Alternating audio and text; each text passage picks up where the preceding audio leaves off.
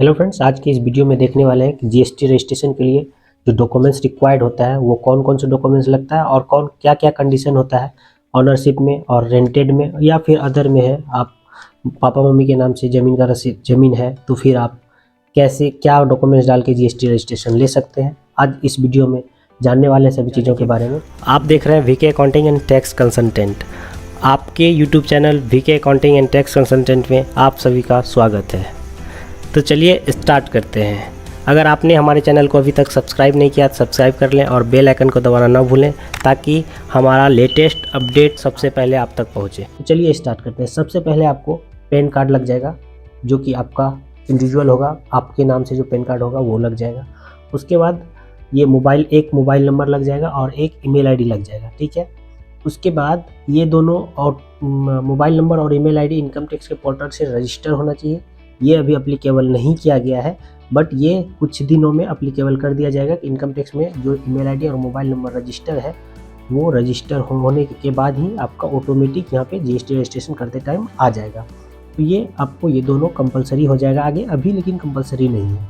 उसके बाद आपको आ जाएगा बिजनेस नेम या ट्रेड नेम या फिर दुकान का नाम, या आप दुकान का नाम आपका क्या है, आप किस नाम से दुकान चला रहे हैं वो आपको लग जाएगा, वहाँ पे डालना होता है, ठीक है। उसके बाद आपको आ जाएगा जो कि मेन ऑप्शन है प्रिंसिपल प्लेस ऑफ बिजनेस। ये आपको देखना होगा कि आपका क्या है, ऑनरशिप में है या ऑनर आपका खुद का ज़मीन है जहाँ पे दुकान है, जहाँ पे आप दुकान कर रहे हैं वो ज़मीन क्या आपका खुद का है। अगर खुद का है तो आपको एक प्रॉपर्टी टैक्स रिसिप्ट देने से आपका काम हो जाएगा।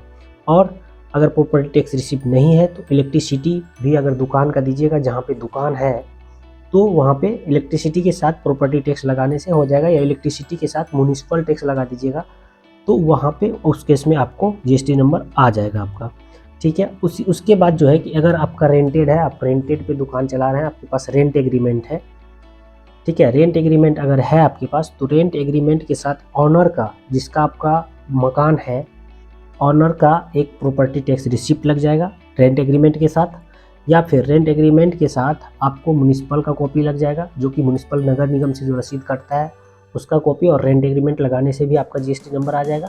अगर म्युनिसिपल का भी कॉपी नहीं है और प्रॉपर्टी टैक्स भी नहीं दे रहा है मकान मालिक आपका, तो फिर आप इलेक्ट्रिसिटी ले लीजिए मकान मालिक से और इलेक्ट्रिसिटी के साथ रेंट एग्रीमेंट लगा दीजिए, उस केस में भी आपका जीएसटी नंबर आ जाएगा। उसके बाद है अदर। जैसे अदर में क्या आता है, जैसे अगर आपके मम्मी के नाम से ज़मीन है, आपको जीएसटी नंबर चाहिए, या पापा के नाम से ज़मीन है और आपको जीएसटी नंबर चाहिए। इस केस में क्या करना है आपको कि पापा या मम्मी का जो भी जिसका भी ज़मीन हो उनका ज़मीन का रसीद ले लेना है और उसके बाद एक कंसेंट लेटर बनाना है जिसको एनओसी भी बोलते हैं हम लोग, ठीक है। वो बनाना है और उसमें लिखवाना है कि पापा लिखेंगे या मम्मी लिखेंगे कि मैं जो भी नाम होगा उस कंसेंट लेटर में सारा चीज़ टाइप करके उसमें नोटरी करवा लीजिएगा। नोटरी करवाने के बाद कंसेंट लेटर के साथ ज़मीन का रसीद या फिर इलेक्ट्रिसिटी लगाने के बाद आपका जीएसटी नंबर आ जाएगा। उसके बाद क्या आता है एक फ़ोटो के एक फ़ोटो लग जाएगा आपको सिग्नेचर के साथ, ठीक है। और उसके बाद एक आधार नंबर, ये तो कंपलसरी ही है, आधार नंबर लग जाएगा, आधार कार्ड का जीरोक्स लग जाएगा दोनों साइड का। उसके बाद यहाँ पे आ जाएगा एक, आप बिजनेस रिटेल करना चाहते हैं या होलसेल करना चाहते हैं या फिर मैन्युफैक्चरर है, ये तीन चीज़ है। तो ये तीनों आपको पूछ लेना होता है कि क्या करना है, आप रिटेल कर रहे हैं या होलसेल करिएगा या फिर मैन्युफैक्चरिंग का करिएगा। उसके बाद ये तीन चीज़ पूछने के बाद आपको आएगा प्रोडक्ट नेम। प्रोडक्ट नेम में जिस चीज़ का आप काम करोगे, जैसे हम मखाना का सेल ट्रेडिंग करने वाले हैं तो मखाना का जो प्रोडक्ट होता है उसका HSN कोड गूगल से सर्च करके आपको डालना होता है वहाँ पे। तो HSN कोड हर एक प्रोडक्ट का है, जितने भी आइटम आपको दिख रहा है आपके आँख के सामने, टेबल हो, कुर्सी हो, लैपटॉप हो, कपड़ा हो, कुछ भी हो, सबका HSN कोड होता है। तो वो HSN कोड आपको गूगल से सर्च करके आपको डालना होगा वहाँ पे। तो आप जिस भी चीज़ का ट्रेडिंग या करिएगा या मैन्युफैक्चरिंग करिएगा या फिर आप होलसेलिंग करिएगा तो किसी भी चीज़ में आपको वहाँ पे HSN कोड डालना होगा, हर किसी भी चीज़ का काम कीजिएगा। उसके बाद ये बैंक पासबुक का काम जीएसटी नंबर आने के बाद पड़ता है, तो इसको आप रख लीजिएगा अपने पास, क्योंकि आने के बाद आपको 45 दिन के अंदर अपडेट करना होता है, तो उसको अपडेट करना होगा, नहीं तो पोर्टल आपको आपका आईडी को लॉक कर देगा, ठीक है। उसके बाद लास्ट ऑप्शन है कि आपको रेगुलर में रहना है या फिर कंपोजिशन में।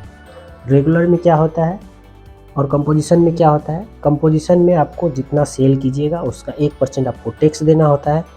तो अगर आपको आसान लगता है कि हमको कंपोजिशन में 1% टैक्स दे के सारा चीज़ झमेला ख़त्म कर देना है, तो आप 1% पे रह सकते हो और ये 1.5 करोड़ तक ही कर सकते हैं आप, ठीक है। और रेगुलर में क्या है, आपको हर एक बिल मेंटेन करना होगा, जितना परचेज करोगे, जितना सेल करोगे, ठीक है। और उसमें आईटीसी वगैरह का मीटर होता है, सारा चीज़ आपको समझना होगा डिटेल में।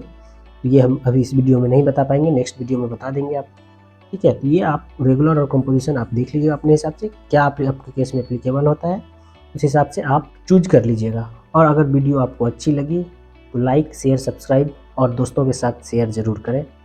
Thank you.